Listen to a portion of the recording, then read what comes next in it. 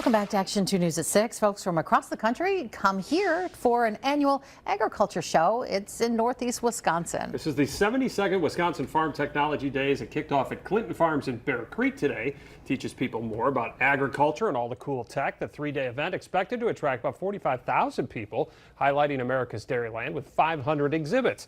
Shows folks everything from advancement in farming equipment to animals. The event began 72 years ago as Wisconsin Farm Progress Days and now has evolved into Farm Technology Days. That started in 2003. We spoke to one attendee who's been coming here since they were young, and they tell us why they do that every year. It's really nice here. We come because we're farmers in southeast Wisconsin, so we come to see what's new.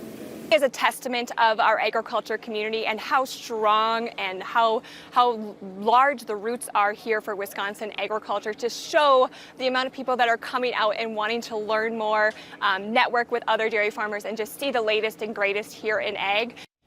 This is the first time it's been at Clinton Farms in 22 years. Wisconsin Farm Tech Days runs from now until Thursday, goes from 9 in the morning until 4 in the afternoon.